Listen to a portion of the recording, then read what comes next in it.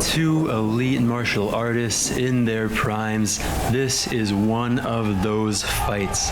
In this video, we are breaking down why this fight matters not only to the UFC, but also to the two men involved. We'll do this by exploring what a win would mean to each fighter and what a loss could mean to each fighter. Then at the end, we'll talk about what we might see in the octagon on Saturday. So let's dive in right now, starting with Alexander Volkanovski. For Volkanovski, a win would get him right back on track as the undisputed featherweight champion of the world. The interim belt would be in the rearview mirror, as would the bitter taste of his first UFC defeat, which came earlier this year against lightweight champion Islam Makhachev. Even though this fight was at a higher weight class and was a hard-fought, controversial decision, it was still a disappointing way to see his 22-fight win streak come to an end. Regardless, a win at 290 would further cement Volkanovski's legacy in conversations as the greatest featherweight of all time. On the other hand, with a loss, things would get very interesting for many reasons. One of those reasons is what he would be up against in the rematch. If he does lose to Yair, it would most likely be by knockout, and the self-belief Yair would gain as a result would make him even more dangerous.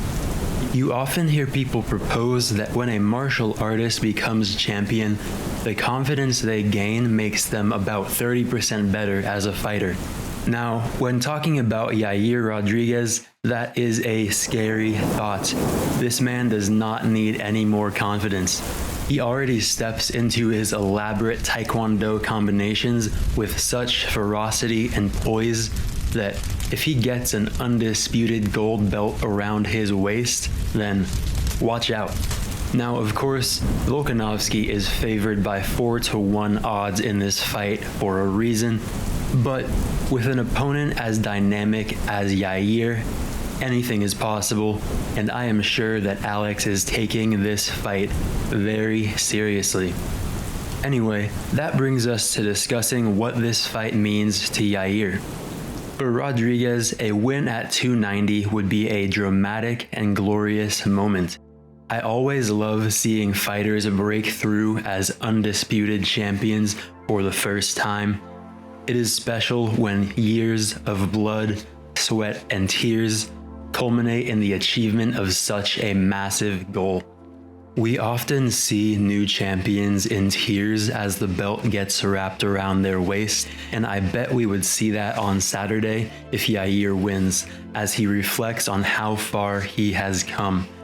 He mentioned in a 2015 interview that he had less than $400 to his name, so his rags to riches story is already inspiring, but a win at UFC 290 would be the climax.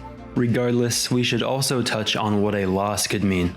For Yair, while a defeat would be disappointing, it wouldn't be the end of the world because he is only 30, so he would still have time to come back and make more runs at the title. So, while it would be a setback, I believe that either way, we'll be seeing exciting performances from this guy for years to come.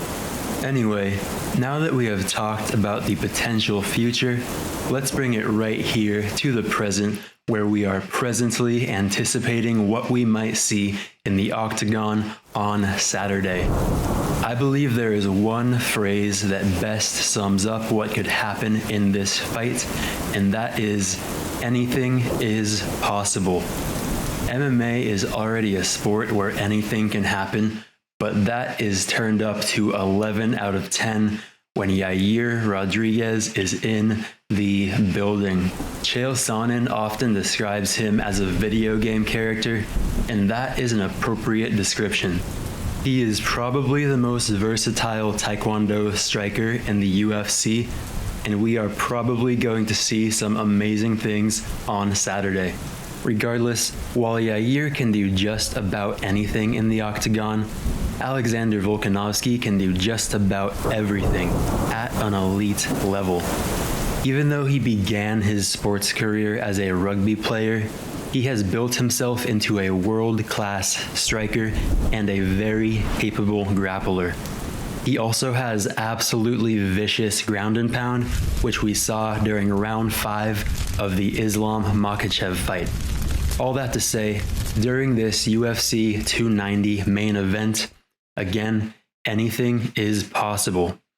So, what are you expecting to see in the octagon on Saturday?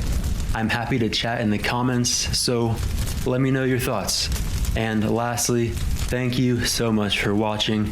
I appreciate you and I wish you the absolute best. I hope you have a fantastic day. Please drop a like if you're still here, and have a good one. Peace.